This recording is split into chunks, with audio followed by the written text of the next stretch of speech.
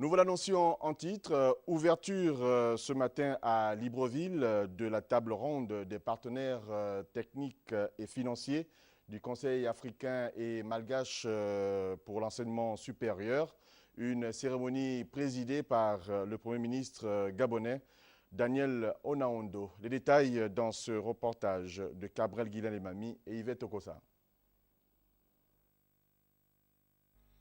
C'est par ce passage en revue des pays membres du Conseil africain et malgache de l'enseignement supérieur que la cérémonie d'ouverture des travaux de la table ronde des partenaires techniques et financiers présidée par le Premier ministre chef du gouvernement, le professeur Daniel Onaondo, a été effective. Puis le maire de la commune de Libreville a prononcé son mot de bienvenue aux experts qui ont fait le déplacement de la capitale gabonaise. Le Gabon, sous la conduite et à l'initiative de son Excellence Ali Bongo Ondimba, président de la République, chef de l'État, s'est lancé comme un défi de devenir un pays émergent à l'horizon 2025. Or, la réussite d'un tel projet dépend pour beaucoup de la formation et de la recherche, toute préoccupation qui se trouve si heureusement au cœur de son projet de société, l'avenir en confiance, formalisé dans le plan stratégique Gabon émergent.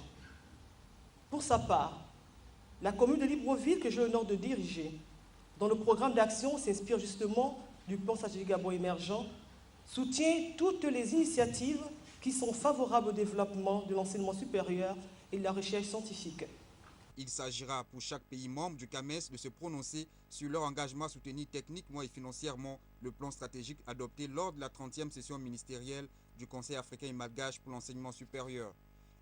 Il s'agit bien d'une renaissance car il a fallu, 46 ans après sa création, faire un bilan sans complaisance et de manière participative aux fins d'aboutir à une feuille de route quinquennale prenant en compte les environnements à la fois politiques, économiques et universitaires avec pour principal objectif d'accompagner la marche des pays membres vers un développement durable.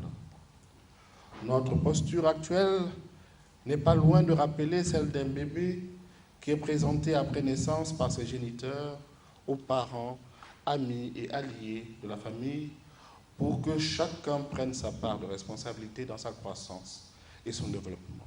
Un accompagnement financier qui devra aller sur une période allant de 2015 à 2020. Le plan stratégique de développement reste donc le centre d'intérêt de cette table ronde des partenaires techniques et financiers qui se tient dans notre pays.